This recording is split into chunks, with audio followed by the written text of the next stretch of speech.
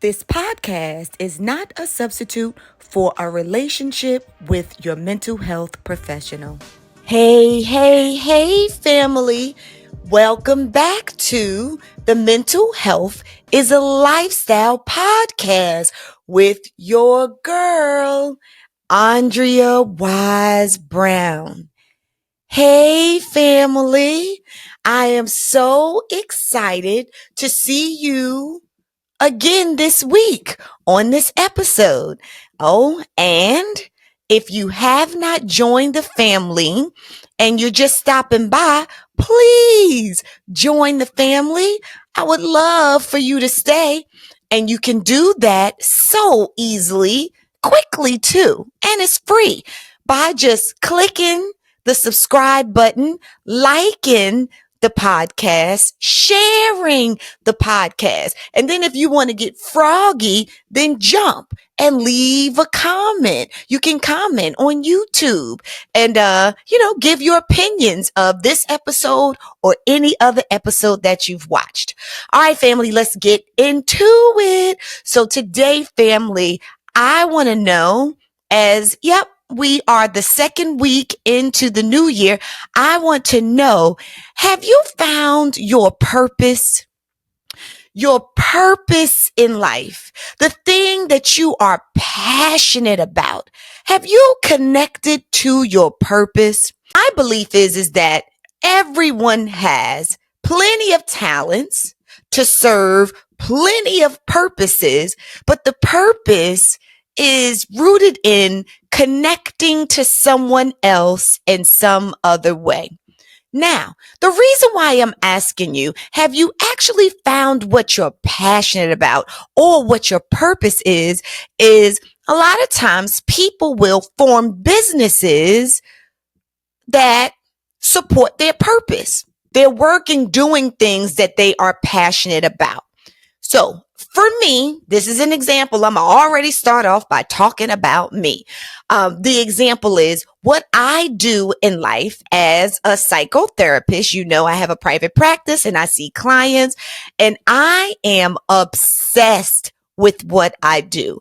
When I tell you I love it, I am so passionate about what it is that I do.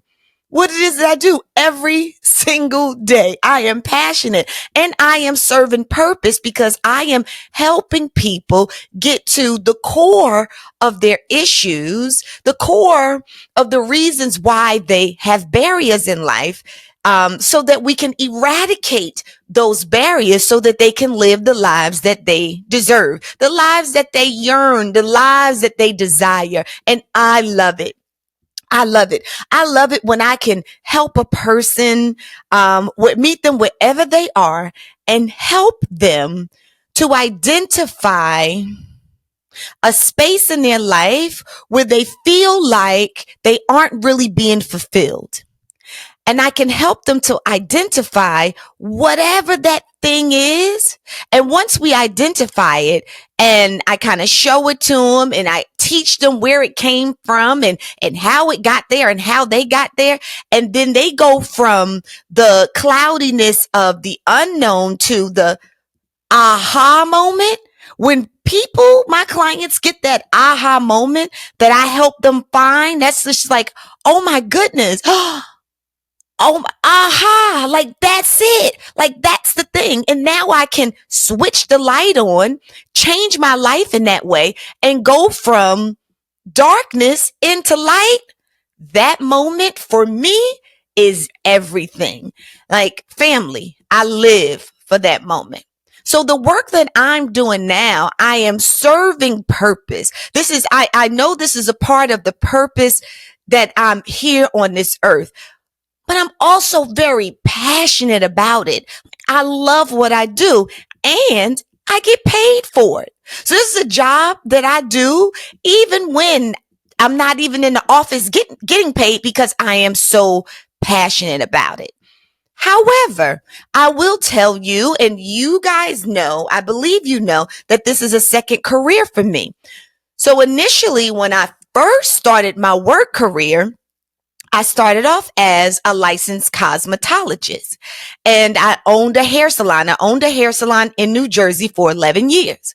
Now, this is the thing. This is what I tell you when I say to you, God will give us many talents. And, I do believe that our purpose can change over our lifespan plenty of different times, because depending on what stage of life you're in, you could be serving one purpose at one time. And then, the next part of life that you're in, then lifespan that you're in or experiencing, you could then have another purpose, right? Because while we're here on this earth, we should be expanding.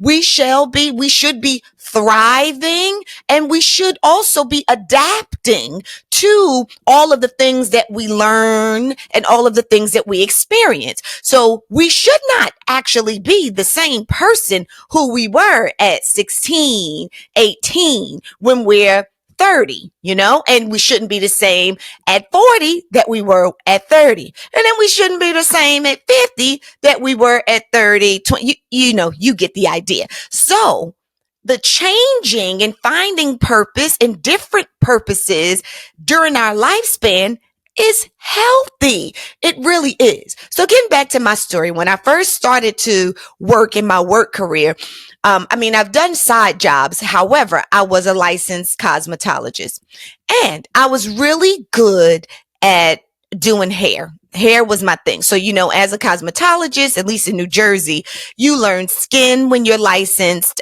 depending on the license that you go for. But as a cosmetologist, you can do skin, facials, all of those things. You could do, nails and feet. Manicures, pedicures, all of those things.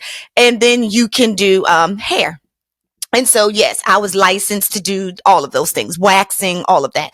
But my specialty was hair. And it was something that I was really, really good at. Very good at doing hair. And thank God I had a lot of clients, a lot of clientele who I loved, who were like family to me.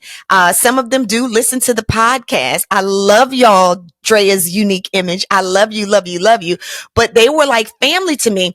But I did their hair, and it was amazing. I loved doing hair at that time because I was creative, and it also fed me and my family, right? It also provided a place for other women to work with me who were also my family, who I love so much. It also provided a community, for women to get together so that we can come together and we could talk and we could build and we could learn. So the salon was very purposeful, and my job was purposeful because it helped to pull women together so that they felt beautiful, they looked beautiful, and it added to their sense of self-esteem and well-being. So I was serving a purpose then. And as I keep saying, I was good at it, and it took care of me financially at that time. But as I was doing the work, I realized at some point that I was not being fulfilled.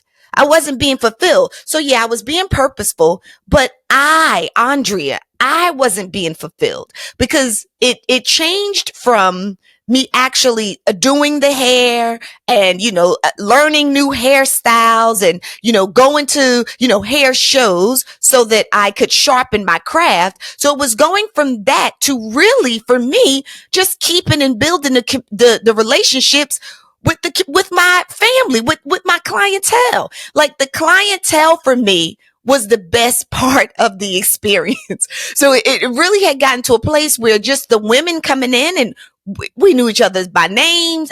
We'd go on, I remember, there's a casino in Jersey, and the casinos were in Atlantic City. And that was like a thing that we would do was, we would charter a bus, go to Atlantic City. We would have card parties, at the salon. We would bring food on certain days. We'd have the music. It'd be great.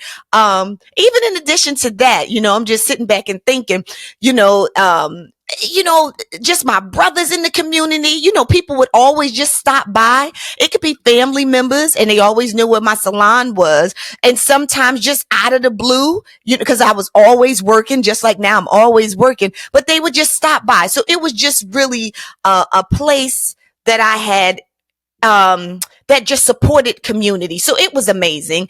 And I was loving that more so than loving hair. So at that point, I realized, Andrea, there's something else that you need to be doing.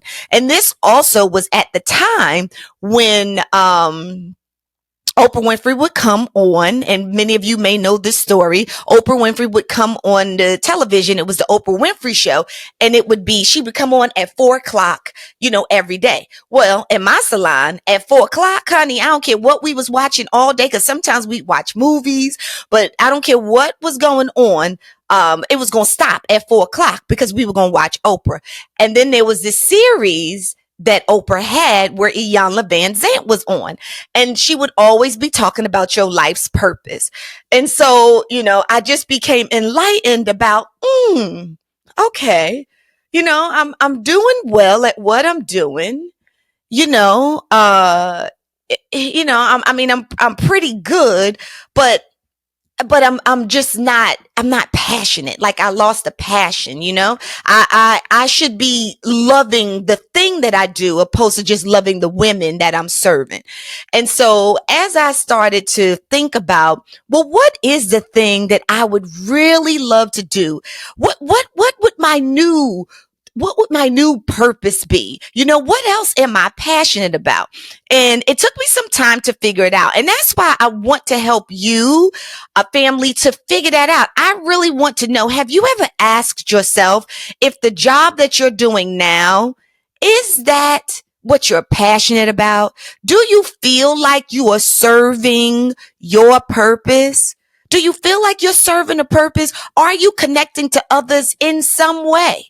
I'm just wondering, have you ever asked yourself, like, family, are any of you, are you a baker and you love to bake cookies, or you love to, bake cakes, do little specialty things where when you bake for a person, not only does it taste good, but it makes a person feel good, like they light up, they smile when they receive something that you've baked, or when they've tasted something that are you a baker? Is it something that you love to do? I'm just wondering, what is something that you love to do? Or maybe cooking. Is that something that you love to do? Like you just, no matter what, you could have a hard day at work, and when you come home, and it doesn't matter what you went through during the day, when you come home and you get in that kitchen, you can cut your music on, and then you really will just go into cooking. And then you're so passionate about it that you can't wait for somebody else to taste your cooking. I'm wondering, family, have you ever thought about what you could be passionate about? Or if you are actually serving your purpose right now? Well, if you haven't done so already, I am going to encourage you to do so, because when you align with whatever your purpose is and what you're passionate about, you will expand on your happiness and your quality of life. Your quality of life. And other people have come to me before and said to me, Andrea, I really do want to find what my purpose is, what my purpose is. And how do I even find it? So the first thing, family, here we go, because I'm going to give y'all the tools to do so. I'm going to just give you 4 little things. So the first thing I would ask you, if you're trying to find your purpose in life and what you're passionate about, is I would ask, what do you love to do? So I want you to take time and ask yourself, what is it? What is it that I love to do? Just love to do. Okay. So then you might come up with a lot of different things that you love to do. Someone just recently told me that they love riding the bike. Okay. So if you don't want to, or maybe you do want to own a bicycle shop, or maybe you want to teach people how to ride bikes or whatever it is, or maybe you want to start a bike riding club where it's not really that you want to earn money, but you just really want to do what you're passionate about. I mean, it could be that. But so that was something that they told me that they love to do. So with this now, as I'm saying, I just want you to kind of have this knowing so that you create more happiness and joy in your life. But it doesn't necessarily mean that you have to start a business. However, I am going to encourage you to start a business. Why not start a business doing whatever the thing is that you do, that you love to do? And if you start a business doing whatever it is that you love to do, then working is always a piece of cake. Do y'all feel what I'm saying? When you're working, it just doesn't kill you just to be working, because it's something that you enjoy and something that you love to do. So let me skirt on over to, okay, so I had this actualization about the hair thing.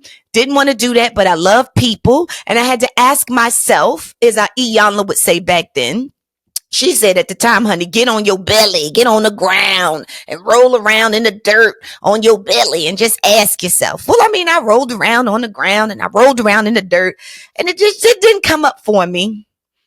But then I do remember sitting with one of my good friends and we were going through this together because I'm asking her and she's asking me, because we were always on this trail of personal growth.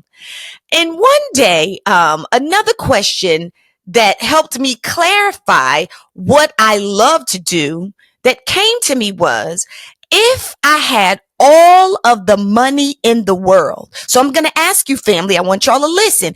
If you have all of the money in the world, meaning your bills are paid for, so you don't have to worry about, the roof over your head, the shoes on your feet, clothes on your back, the car that you drive, all that is taken care of. Then what would you do with your time? Because you're going to gravitate towards what you love to do, what you enjoy doing. And when I asked myself that, I said, okay, if I took all the bills off the table, honey, what is it that I would love to do? And family, do you know what came up for me? It was empower others. It was always to empower others, to show them all of the beauty and the power, the brilliance, the intelligence, the strength that they have inside of themselves, to help them identify that, because I know I can see it, and then turn it up so that they can use that to get anything that they desired in life. Like, that is Andrea. That is what I would do if I was getting paid for it or if I was not. Because I realized that was something that I was always doing. So, even when clients would sit in my chair, every week, they would always come back to tell me, things that were going on in their lives. And you probably have this experience when you go, if you're a man and you go to the barbershop, or you're a woman and you go to the beauty salon or get your nails done, man, woman, whatever it is. But you usually, I don't know, for some reason, you find safety in this person who's not in your family, who's outside your family. And for some reason, you assume that they're not going to tell nobody else your business. I just don't know. But anywho, my clients would always come and talk to me about some of the deepest stuff. And, and they would always ask me for my advice. And I would give them my advice at the time, just because that's who I am. It was not studied advice. It was not advice rooted in research. Okay. Like now my advice is, but it was really just me as a layperson, but it was because it was a gift that God had already given me. If I went a little bit deeper, I also realized that, even as a little girl, before I even became a teenager, as a little girl, I was always the little girl or the friend that everybody would ask advice to. They'd always ask me for my advice and I'd always give it. It wasn't studied, but it wasn't, it wasn't research based. Okay. But I would give my opinions all the time and people wanted it. So at this point, I'm like, okay, Andrea, I got it. Like, this is who you are. And this is something that you would love to do. This is what you love to do is you love to give advice. Okay. All right. So family, I'm asking you, what is it that you love to do? Identify the things that you love to do. Please identify it. And even if all of your bills were covered, and you was just, the days would just go by because you'd get bored of just because you'd probably your first instinct would you probably would say to me that if all my bills was covered, Andrea, I wouldn't do nothing. I would just lay around all day. Well, I'm going to challenge that thought because I think at some point you will get bored. And when you get bored, what would you do with your time? And it's going to be something you love to do. And for me, it would be people would be calling me and I'd be giving advice or I'd be encouraging them to live bigger, to do more, to get out of there. But all of the things I do now, I would be encouraging them to do. So that was pretty much how for me, I found the thing that I love to do, serving my purpose, what I was passionate about. Number two, the second thing, family, that I would ask you to do is I would ask you to ask yourself, what are you willing to sacrifice for? What are you willing to sacrifice for? So just going back to me and my story, when I thought about this, it may be the thing that I want to do, okay, is give advice.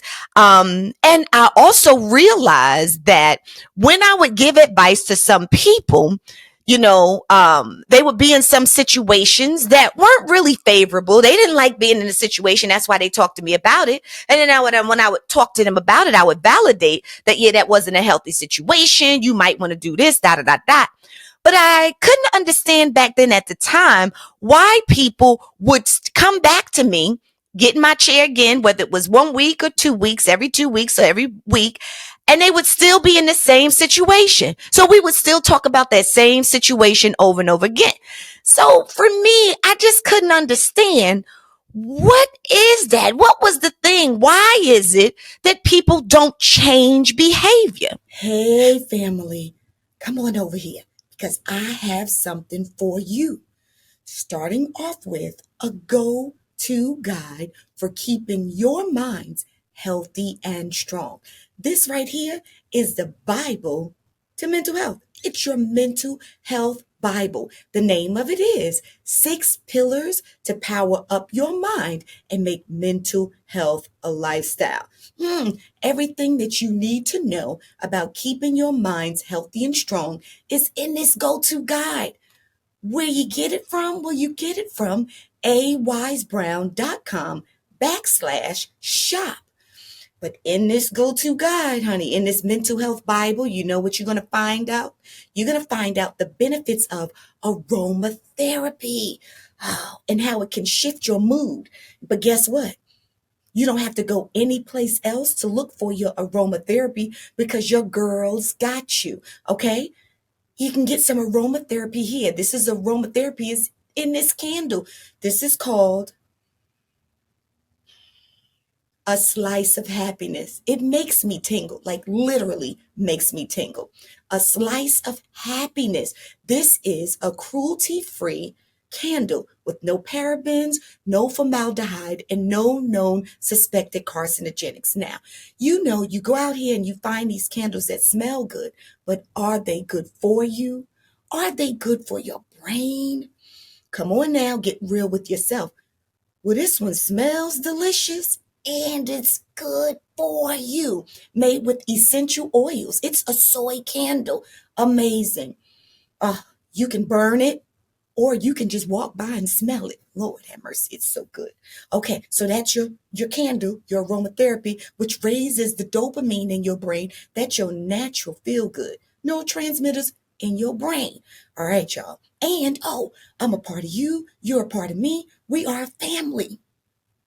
We got hoodies now, and these are unisex hoodies, and they wear well, they wash well, and they feel so good. So you can wear them over your clothes, you know what I'm saying, and look dope, or You can wear them as your clothes with nothing under them, which I like to do often. And when you travel everywhere, I mean, every time I wear them, I'm moving around. People are always asking me whether I'm traveling, going to the supermarket. What's that? Who's that? And I'm like, mental health is a lifestyle. Because see, this is on the back. Okay? They come in white and they come in black.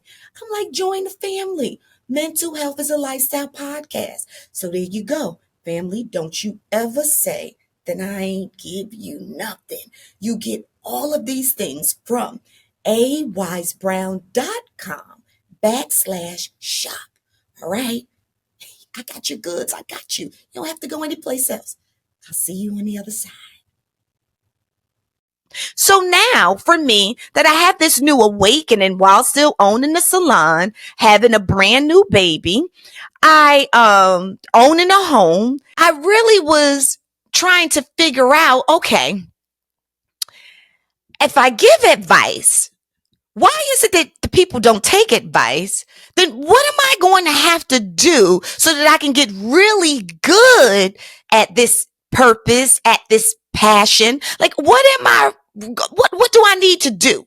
What sacrifices do I need to make in order to do whatever this new thing is, give advice, to do it and to do it well? To do it well, because this is another thing that I'm going to tell you that I realized about myself at age 19 is that I am an entrepreneur. So I know for sure that whatever business it is that I am going to be in, when I am going to be working every day, I'm going to have to own it. I am going to have to own this business. But before I can own a business, I need to know every single thing there is to know about the business, which is exactly what I did before I owned my hair salon. So coming back to the second question, what are you willing to sacrifice for? And for me, I was willing to sacrifice my time. I was willing to sacrifice hours and clients at the salon. I was willing to sacrifice the fact that I needed to get a loan to go to school. I was willing to sacrifice evenings by going to college so that I could learn everything that there was to learn about the brain and human behavior, because I needed to get that. What is that thing? Why is it that people don't change their behavior? So I was willing to sacrifice a lot, okay? But for this thing that I was passionate about, because I wanted to know. I really wanted to understand it and know. So I'm just going to ask you, what are you willing to sacrifice for? Like, is there something that you want to sacrifice for? You know, what I don't know. What is it? What could it be? So I think you could ask yourself that. What would you sacrifice for? So let's just say if you have this passion to design, you know, to do home designs. Like you have a passion to do it. You could walk in a room and you could look at things and identify what needs to go here, what needs to go there. Like you really want to design, you know, spaces and homes. So if that's something that you just do just generally, and it's something that, you know, you really found out that you love to do it, but I'm going to ask you, would you sacrifice for it? Like sacrifice, maybe it's money to buy magazines, you know? Is it sacrificing? Is it going to design school? Is it joining some design groups? Is it getting a mentor and spending some of your time with a mentor? Is this something that you would be willing to sacrifice for? You have the answer to that, family. Come on now. I'm waking you up. And if so, I'd be like, okay, I might be passionate about this. This might be maybe a purpose that I'm supposed to be serving. Number 3, family, I would ask you, what energizes you? The same thing. What is the thing that energizes you? So going back to my story, I told you earlier that when a person is sitting in a space of turmoil and darkness, I'll just say that figuratively, darkness and, in a space of turmoil. And obviously on the route that they're going, they keep creating more turmoil and more darkness. Honey, when they come to me and I can help them to stop that turmoil, help to pull them out of that, help them to pull themselves out of it, and I can help them click the light on, baby, it energizes me. That makes me so happy. I tingle from my toes all the way up to my head. When I can help somebody out of a dark space and walk into their own light, that for me is everything. It gives me energy. And then I'm inspired to go on and to do it again and to do it again. See, this wasn't happening for hair. When I first started hair, and you could come in looking like, y'all remember Martin, where he would say, you want to come in, you want to look like, I don't know, Halle Berry, but you come in here looking like Shanae. Well, when you came into me in the early days and you was looking like Shanae, and then your girl, me, Andrea, would do you all up and then turn you around to the mirror and you got up feeling like, I'm a quotations, Halle Berry. That for me used to energize me. But then that only served the purpose for a certain amount of time. That got real old. Wasn't a big deal. I'm like, okay, that was too easy for me. But this new thing, honey, a psychology, human behavior, the mind shift, being empowered, helping people to create that in their lives gives me so much energy. So I'm going to ask you, family, if it's bike riding and somebody keeps falling off of a bike, they don't know how to stay up on the bike and balance themselves. But after they finish with you, and then they realize, oh my God, I found my balance, and they can literally stay on the bike and go on a trail and feel confident and ride all over the world. Does that energize you and make you feel good because you were a part of that? You serve in purpose. If you sacrifice and you learn about design and you start designing rooms and homes, and when people walk in after the home that they've seen before or that they've had before that they really didn't like or they were over, but you helped them to create something new, you did with your creation, with what you knew.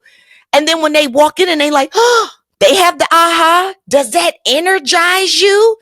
That might be a passion that's serving purpose. The same thing about you bakers out there. When you bake something and somebody tastes it and they go, like it just makes them so happy. Does that energize you? Or if you cook a meal and then a person gets happy when they eat it, or they put up those reviews or they tell other people, does that make you happy? That might be a passion of yours where you could serve purpose and, like me, be an entrepreneur and create a business where you're getting paid for something that you love to do. Come on, family. And then this is the last one I'm going to drop, and I'm going to reiterate this. During this process, first you're going to ask yourself, when you're trying to figure out, what is my purpose? How do I serve purpose here? What is my passion? What am I passionate about? Because I really might want to make that a career, or if it's not my primary career, maybe a secondary career where it still expands on my quality of life. So what is that thing? And you can't figure it out. That's what I'm giving you the steps for. First, you're going to ask yourself, what is it that I love to do? What do I love to do? Then when you identify what is it that you love, the thing that you love to do, or the things that you love to do, then you're going to ask yourself, because I want you to confirm it. Here's another question, because maybe that one doesn't hit you in the same way. You're going to ask yourself, what am I willing to sacrifice for? What is the thing that I'm willing to put my energy in, that I'm going to sacrifice other things for? What is that thing? But it makes me happy. It fills me up. Then if you don't get it there, you can ask yourself this third question is, what energizes you? What gives me energy? Like once I do it and it's done, like what is the thing that it just makes me happy, and I just feel like my body just feels zesty after I do it? What gives me energy. It could be, I'm just thinking about nursing. One of my best friends, like, she's a nurse and she loves nursing. She loves taking care of people. She loves it. She loves that when you come in to the facility that she works at and you may not be doing so well, but after she cares for you, she likes to see your progression over the days that you're there in her care. That lightens her up. That gives her energy. So she is serving a purpose by doing something she's passionate about. But number 4 is trusting God through this process. Y'all know this is the big one. It's to trust God, because God has given you so many gifts. And your work here on this earth doesn't just have to be this one thing that's humdrum and so mundane, and it's the thing that you hate to do. And even when you're doing it, you feel unfulfilled. Like, no, God is miraculous. God created you to do miraculous things and to find happiness and joy in your doings. So he gives you many talents, gives us all many talents. He gives us many passions, and he gives us these passions so that we serve purpose. So, family, I am asking you to do some inner work this year. Come on now. We in this new year, and I want you to really ask yourself, because I am here to encourage you to expand your quality of life so that you can have joy while we are here on this earth. We're only here for a certain amount of years. What are you passionate about? What is your purpose? Come on, family. Let's do some inner work, and we're going to show it in an outer way. And y'all, family, I'm going to tell you, when you think about it, another one of my passions that I serve purpose with is this podcast.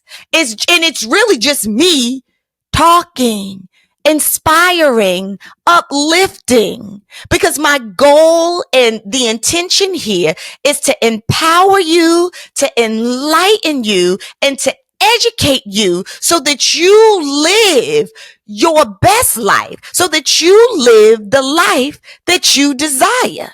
So, family, thank you for showing up here with me again for another episode, honey, as I serve my purpose with this passion of mine.